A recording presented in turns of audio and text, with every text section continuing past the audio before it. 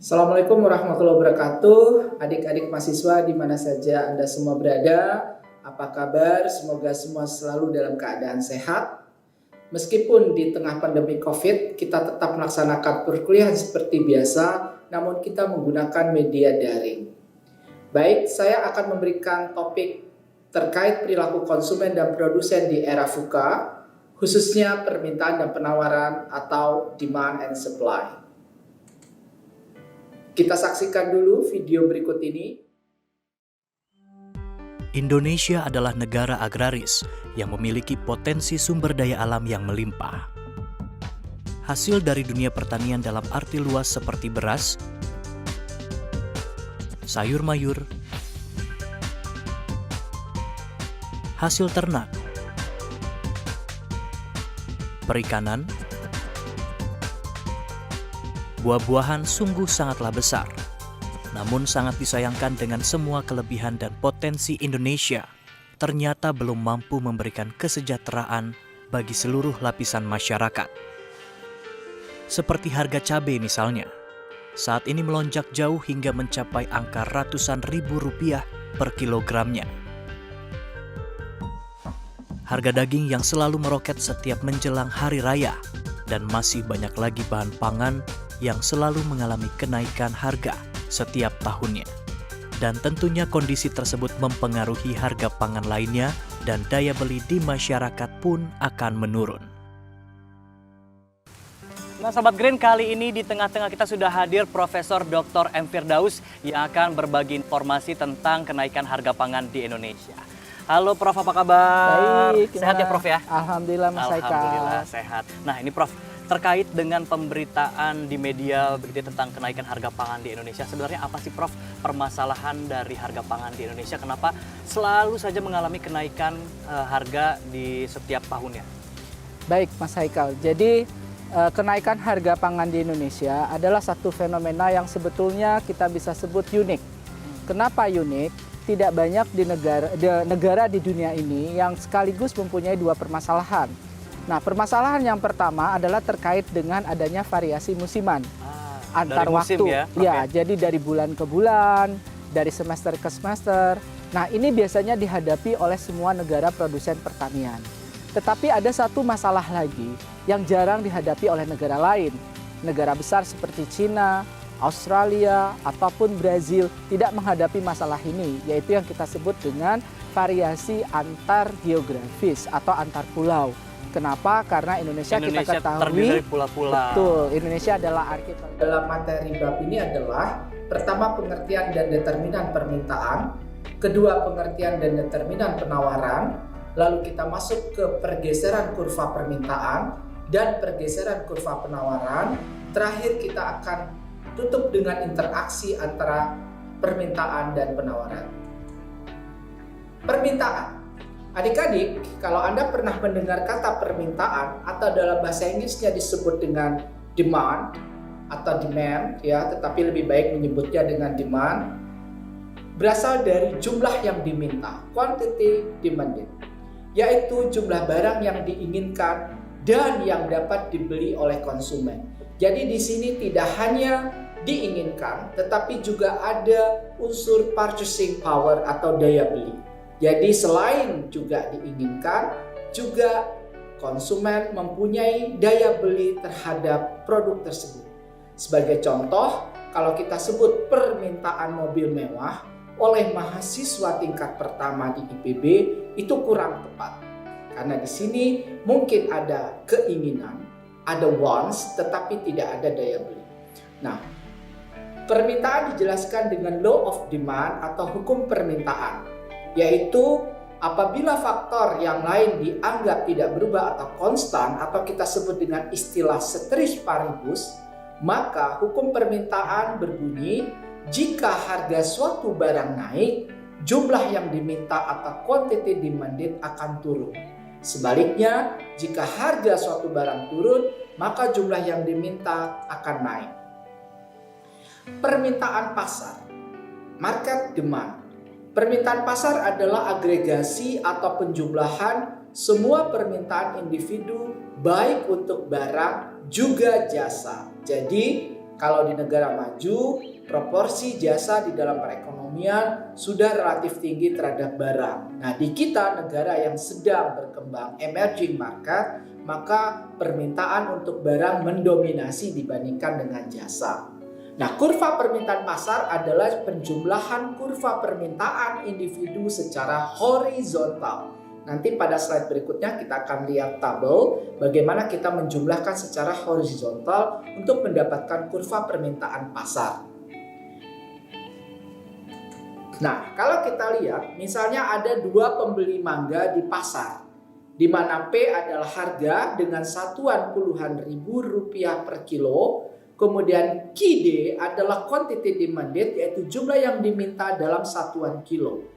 Pada harga sebesar 10.000 atau P sama dengan 1, maka jumlah yang ingin dibeli oleh konsumen pertama Q1D sebesar 14. Sedangkan yang ingin dibeli oleh konsumen kedua yaitu Q2D sebesar 7. Maka permintaan pasarnya adalah sebesar 21 penjumlahan atau agregasi dari 14 dan 7.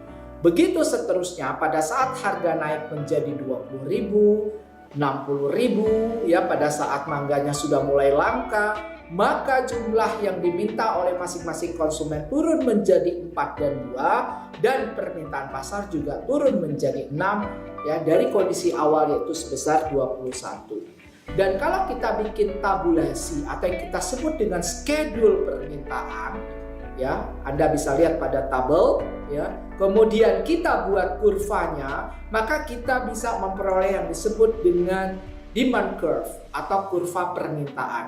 Anda bisa lihat di sini kemiringannya positif atau negatif. Ya, betul. Kemiringan dari kurva permintaan yang negatif itulah tadi yang menunjukkan law of demand atau hukum permintaan. Nah, kita akan melanjutkan dengan determinan permintaan atau apa faktor-faktor yang mempengaruhi permintaan. Tadi ya kita sudah lihat bahwa kurva permintaan menunjukkan hubungan antara harga dan jumlah yang diminta pada saat faktor yang lainnya diasumsikan konstan. Nah, pada saat faktor lain atau determinan ya selain harga produk itu sendiri. Jadi kalau kita bicara permintaan mangga, maka semua faktor selain harga mangga itu akan memengaruhi permintaan, di mana dalam hal ini kita sebut terjadi pergeseran atau shifting dari kurva permintaan. Jadi kalau boleh saya ulangi adik-adik, bila ada perubahan dari apapun selain dari harga produk itu sendiri, misalnya tadi harga mangga, maka itu akan menggeser kurva permintaan atau semuanya adalah shifters. Nah, apa saja yang bisa menggeser kurva permintaan atau apa yang menjadi shifters dalam demand ya permintaan? Yang pertama adalah jumlah pembeli. Peningkatan jumlah pembeli itu akan menggeser kurva permintaan. Sebagai contoh ya, apabila ada kenaikan jumlah wisatawan misalnya ke Padang, maka akan menyebabkan ada peningkatan permintaan terhadap keripik balado. Maka kita katakan akan ada pergeseran kurva permintaan ke kanan atau permintaan naik. Demand increases. Kemudian ya, contoh yang lain, kalau ada penurunan jumlah wisatawan ke Bali, misalnya pada saat pandemi COVID-19 ini, maka akan menurunkan permintaan terhadap kerajinan tangan di Kuta. Jadi kalau teman-teman yang khususnya di Bali atau di daerah-daerah wisata lain ya, bisa melihat secara langsung bahwa terjadi penurunan yang sangat signifikan ya terhadap pembelian dari produk-produk kerajinan tangan dari UKM. Makanya kita juga harus membantu mereka. Nah, inilah contoh gambar yang kita sebut dengan pergeseran kurva permintaan. Nah, ada baiknya kalau adik-adik nanti menyebutkan pergeseran kurva permintaan itu tidak naik atau turun, tetapi shift to the right, shift to the left, atau bergeser ke kanan, atau bergeser ke kiri. Nanti di penawaran juga sama. Karena kalau kita pakai naik atau turun, kalau pergeseran kurva itu nanti untuk penawaran akan terbalik. Nanti kita akan lihat ya. Adik-adik akan penasaran ya, kalau dari kecil diajarkan naik pasti kemana? Ke atas, turun ke bawah. Nah, nanti tidak akan berlaku untuk penawaran. Jadi sebaiknya kita sebut kalau pergeseran kurvanya ke kanan atau ke kiri. Tetapi kalau permintaan naik atau turun itu tidak ada masalah. Tapi kalau dalam perspektif kurva, kita lebih baik sebutkan kurva permintaannya bergeser ke kanan atau ke kiri. Nah, saya lanjutkan ya. Faktor yang kedua adalah yang paling penting di dalam teori ya permintaan, yaitu pendapatan. Ya. Di sini kita lihat ada dua jenis barang. Untuk barang normal, jika pendapatan naik, maka akan terjadi pergeseran permintaan ke kanan.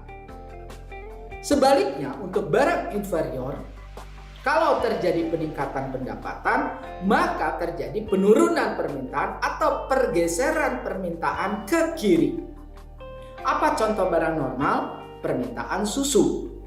Di Indonesia, konsumsi susu kita masih 1 sendok per orang per bulan. Kalau di luar negeri seperti Eropa yang merupakan produsen susu ya, itu sudah mencapai mungkin setengah gelas per orang per hari. Bisa adik-adik bayangkan apa faktor utama? Ya, salah satunya adalah pendapatan. Meskipun kita sudah middle income ya, tetapi ya pemerataan pendapatan belum baik yang menyebabkan permintaan susu kita masih rendah. Nah, kalau contoh barang inferior adalah gaplek.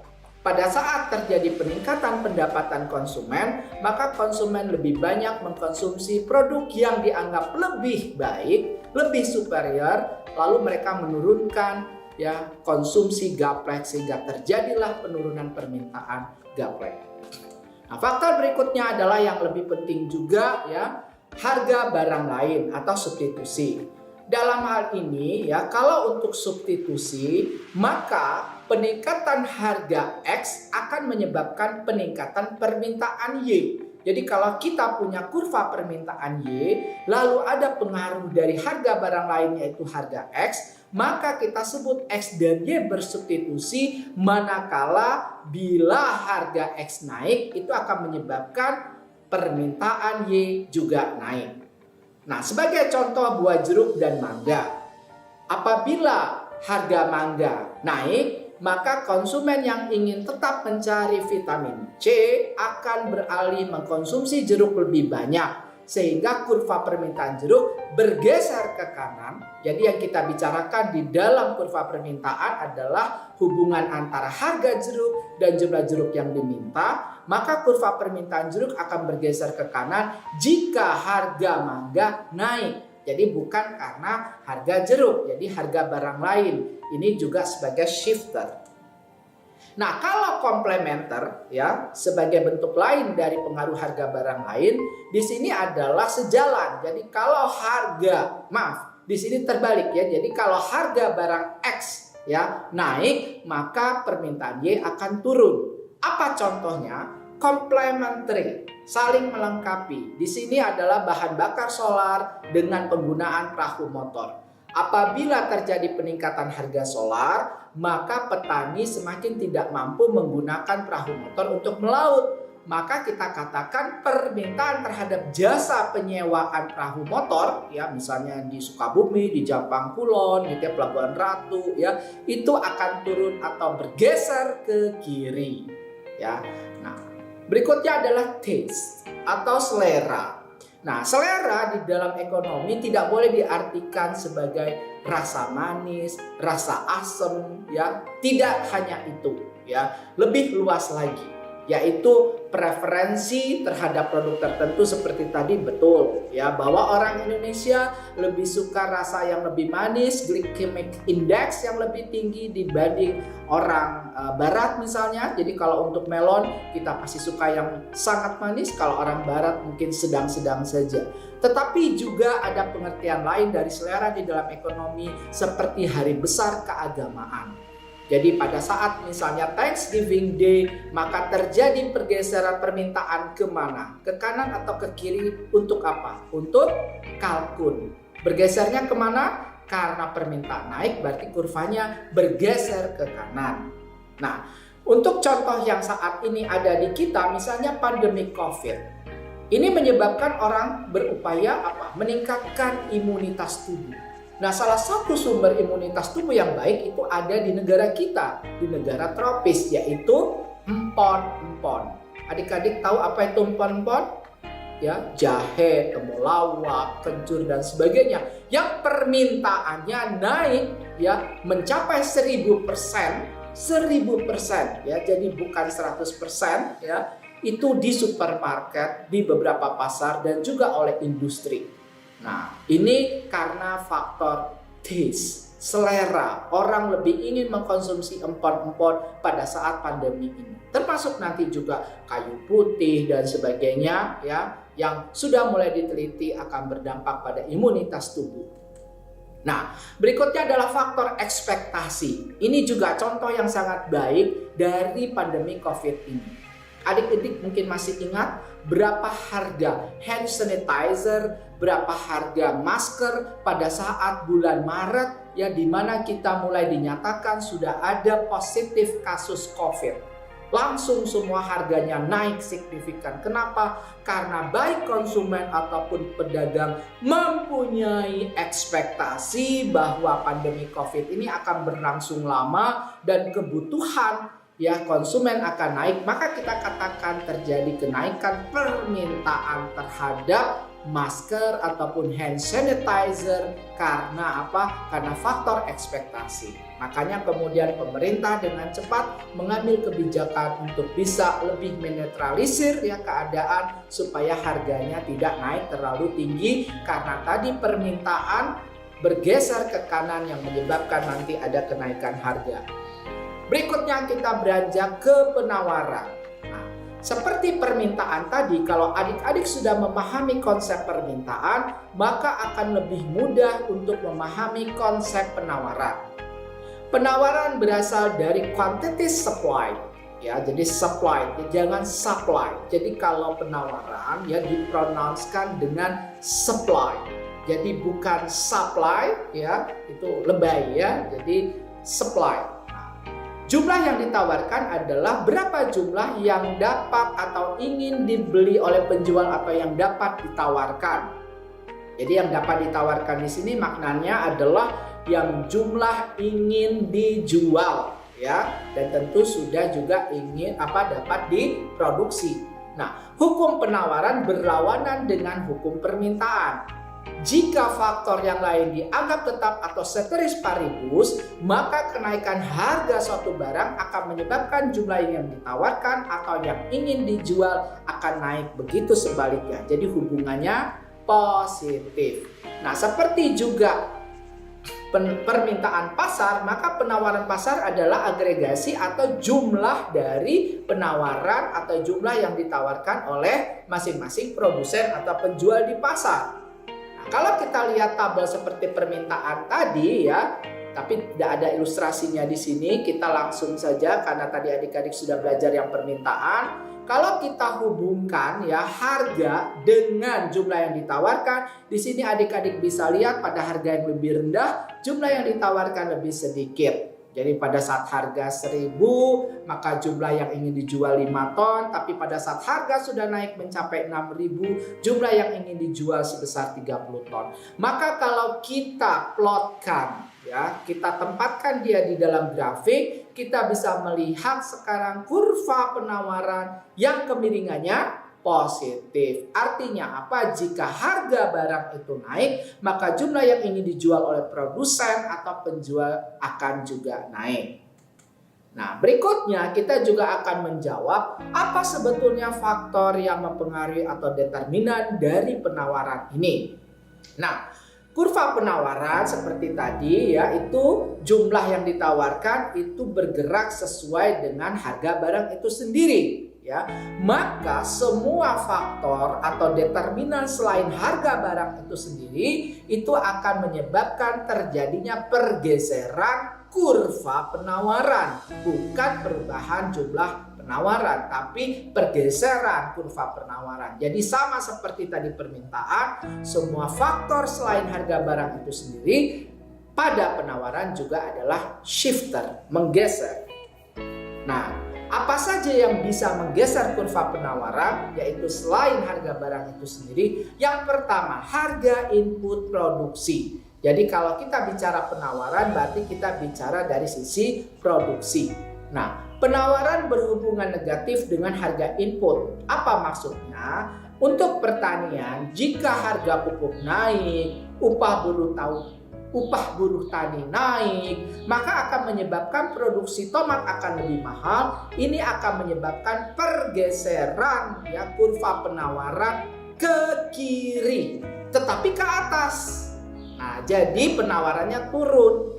Nah, ini yang tadi saya sampaikan. Kalau adik-adik untuk pergeseran kurva pakai kata naik dan turun, maka nanti akan ambigu. Karena dari kecil kita semua tahu kalau naik ke atas, turun ke bawah. Nah, untuk penawaran ya, kalau kita lihat pada kurva ini untuk tomat tadi, karena ada kenaikan harga pupuk, maka produsen menawarkan jumlah yang lebih sedikit pada setiap tingkat harga tomat. Jadi misalnya kalau kita lihat pada harga misalnya 4.000 ya, maka pada penawaran yang awal jumlah yang ditawarkan itu sebesar 20. Tetapi pada kurva penawaran yang baru, produsen hanya ingin menjual sebesar sekitar 10. Ya, jadi artinya apa?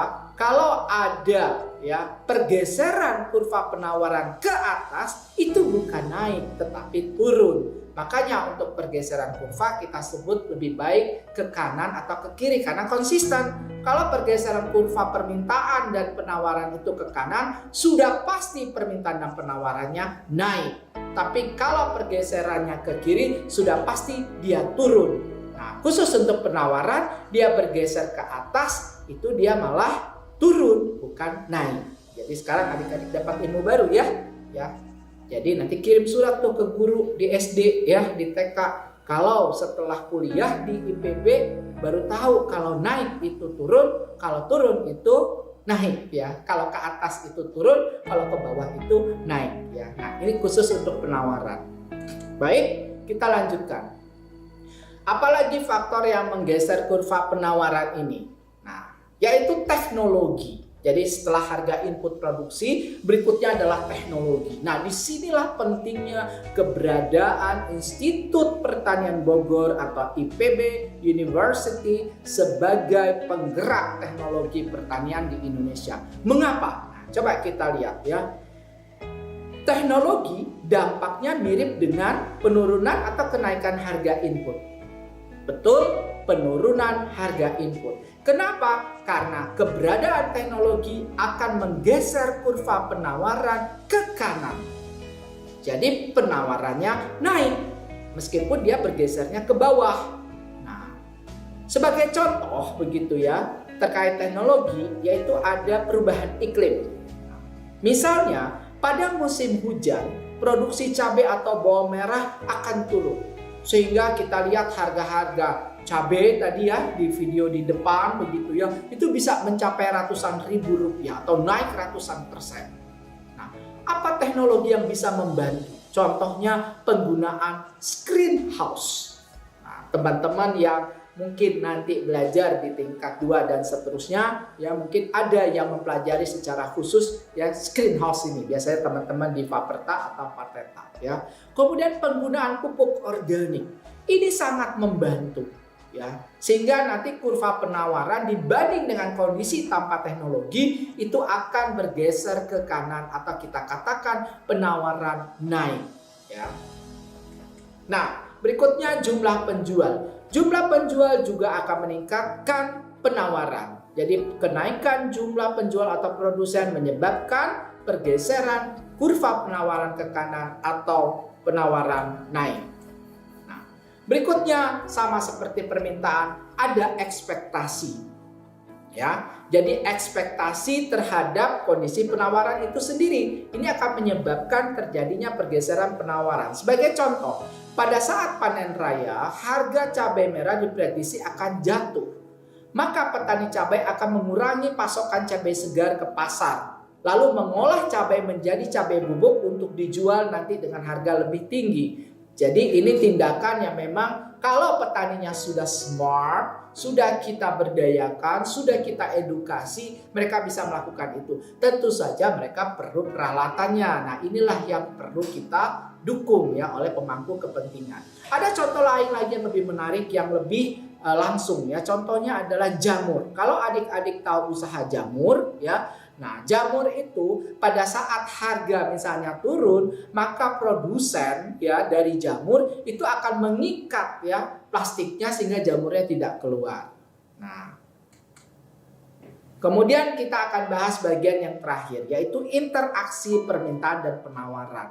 Nah, dari teori yang sudah saya sampaikan tadi, adik-adik bisa membayangkan sekarang pada grafik yang sama, misalnya untuk komoditi tertentu, katakanlah tadi tomat, mangga, ya hortikultura ya, karena kita harus lebih banyak mengkonsumsi hortikultura terutama di pandemi COVID ini. Konsumsi kita baru separuh dari konsumsi minimum dari rekomendasi FAO. Jadi kalau kita baru sekitar total buah dan sayur 60 kilo per kapita, Malaysia sudah lewat 100 kilo per kapita per tahun, Amerika sudah 200 lebih.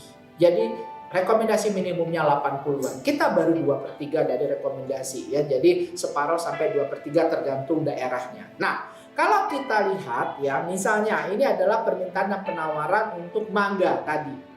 Karena permintaan kemiringannya negatif, penawaran kemiringannya positif, maka kalau kita tempatkan pada grafik yang sama, mereka akan berpotongan atau berinteraksi. Kalau berpotongan pada titik tertentu, maka itulah yang kita sebut dengan kondisi keseimbangan atau equilibrium. Apa itu yang disebut dengan kondisi keseimbangan? Kalau dilihat pada tabel ya, pada tingkat harga sebesar katakanlah di situ misalnya dalam puluhan ribu, 30.000, maka jumlah yang diminta oleh konsumen atau yang ingin dibeli sebesar 15 dan itu sama dengan jumlah yang ingin dijual oleh produsen yaitu sebesar 15. Jadi pada saat equilibrium harga sama ya yang ingin diterima oleh produsen dan ingin dibayarkan oleh konsumen. Dan jumlah yang ingin dijual dan ingin dibeli juga sama. Nah, pada saat tidak ada equilibrium, maka terjadi surplus atau shortage. Ya, kondisi surplus adalah kelebihan penawaran. Jadi adik-adik bisa lihat pada kondisi harga lebih tinggi dari keadaan harga equilibrium, terjadi penawaran yang lebih besar daripada permintaan atau surplus. Sebaliknya pada harga yang lebih rendah, konsumen ingin membeli lebih banyak daripada yang ditawarkan produsen atau terjadi shortage. Nah, sebetulnya apa sih makna equilibrium atau kondisi keseimbangan? Pada saat terjadi surplus, ya, produsen lebih banyak menawarkan daripada yang ingin dibeli, tentu nanti akan ada tekanan ke bawah terhadap harga. Sebaliknya pada saat shortage atau kelangkaan akan ada tekanan ke atas terhadap harga. Kapankah tekanan itu berhenti? Pada saat harga equilibrium. Jadi kondisi equilibrium dalam bahasa yang lebih tinggi kita bisa katakan tidak ada kondisi tekanan pada harga baik ke atas ataupun ke bawah. Baik, kita lanjutkan materi kita, yaitu kita akan melihat bagaimana dampak dari pergeseran kurva permintaan dan penawaran baik secara masing-masing ataupun secara simultan terhadap tentunya baik harga ataupun jumlah keseimbangan yang baru. Nah, yang pertama adalah kita lihat apabila yang bergeser kurva permintaan. Jika terjadi kenaikan dari permintaan atau kurva permintaan bergeser ke kanan, maka jumlah dan harga keseimbangan akan naik. Pada layar adik-adik juga bisa melihat sebaliknya, apabila kurva permintaan bergeser ke kiri atau permintaan turun misalnya karena turunnya pendapatan, maka baik jumlah dan harga keseimbangan yang baru berada pada tingkat yang lebih rendah. Nah, berikutnya adalah apabila terjadi pergeseran kurva penawaran, misalnya karena ada perbaikan teknologi. Jika penawaran naik, maka akan terjadi perubahan, yaitu jumlah akan meningkat, tetapi harga keseimbangan yang baru akan turun. Sebaliknya, jika terjadi penurunan penawaran, misalnya karena peningkatan biaya produksi secara umum, maka harga keseimbangan akan berada pada tingkat yang lebih rendah, akan tetapi harga keseimbangan sekarang akan naik. Nah, adik-adik bisa mencoba sebetulnya apabila terjadi pergeseran kurva permintaan dan penawaran, kemiringan dari kurva akan mempengaruhi besaran dari perubahan harga ataupun jumlah dari kurva yang baru tersebut. Misalnya, jika ada perubahan permintaan di mana pada layar bisa dilihat kurva permintaan lebih curam, atau nanti pada bab yang berikutnya adik-adik akan belajar disebut sebagai kurva permintaan yang lebih inelastis. Di kanan adalah kurva permintaan yang lebih landai. Nah, dengan pergeseran kurva penawaran yang sama, yaitu terjadi kenaikan penawaran, yaitu kurva penawaran bergeser ke kanan, maka akan terjadi peningkatan dari jumlah keseimbangan, tetapi harga turun. Nah, baik pada bagian yang kiri ataupun yang kanan, perubahan yaitu arahnya sama. Saya ulangi, akan terjadi kenaikan dari jumlah keseimbangan, tetapi harga turun. Akan tetapi pada kurva permintaan yang lebih landai, atau nanti kita sebut dengan yang lebih elastis, peningkatan dari jumlah keseimbangan pasar lebih besar dibandingkan dengan yang lebih curam. Nah, berikutnya adalah bagaimana jika terjadi pergeseran kurva penawaran dan permintaan secara simultan atau bersama-sama. Katakanlah misalnya ada perbaikan teknologi sekaligus peningkatan pendapatan masyarakat. Nah, perbaikan teknologi akan menyebabkan kurva penawaran bergeser ke bawah atau meningkat. Sedangkan peningkatan pendapatan akan menyebabkan kurva permintaan meningkat atau bergeser ke kanan. Nah, adanya peningkatan permintaan akan menyebabkan jumlah keseimbangan naik dan harga juga naik. Akan tetapi adanya peningkatan penawaran akan menyebabkan adanya kenaikan jumlah keseimbangan, tetapi harga turun. Nah, di dalam hal ini adik-adik bisa lihat pergeseran kurva penawaran jauh lebih besar dari kurva permintaan. Maka hasil neto atau hasil akhirnya adalah pada keseimbangan yang baru harga akan turun, tetapi jumlah keseimbangan akan naik. Mengapa demikian? Karena penurunan harga akibat penawaran lebih besar daripada kenaikan harga akibat permintaan. Sedangkan untuk jumlah keseimbangan, baik permintaan ataupun penawaran, kedua-duanya menyebabkan jumlah keseimbangan pasar yang baru naik. Nah, adik-adik bisa mencoba bagaimana jika kurva penawaran lebih kecil responnya, peningkatannya daripada kurva permintaan. Atau adik-adik bahkan bisa kombinasikan lebih banyak lagi jika kurva penawaran lebih curam dibanding kurva permintaan. Atau sebaliknya, dengan begitu banyak kombinasi adik-adik nanti akan bisa mengambil kesimpulan sendiri. Silahkan mencoba. Nah, terakhir saya akan membacakan kesimpulan dari materi kita tentang permintaan dan penawaran ini. Yang pertama adalah kurva permintaan menunjukkan hubungan yang negatif antara jumlah dan harga yang kita sebut dengan law of demand. Kemudian faktor yang bisa menggeser kurva permintaan yaitu adalah pendapatan, harga barang lain, selera, ekspektasi, dan jumlah pembeli. Sedangkan harga barang itu sendiri akan menyebabkan pergerakan atau movement along the curve atau pergerakan sepanjang kurva permintaan. Sedangkan kurva penawaran menunjukkan hubungan yang positif antara harga dan jumlah, di mana kita sebut sebagai law of supply atau hukum penawaran. Nah, faktor yang bisa menggeser atau mempengaruhi kurva penawaran adalah harga input, teknologi, jumlah penjual, dan juga ekspektasi. Nah, keberadaan IPB, keberadaan adik-adik kuliah di IPB adalah untuk salah satunya meningkatkan kurva penawaran pertanian secara luas melalui perbaikan teknologi. Keseimbangan pasar adalah keadaan di mana tidak ada surplus atau shortage, jadi tidak ada kelebihan penawaran atau permintaan sehingga tidak ada tekanan baik ke atas atau ke bawah terhadap harga.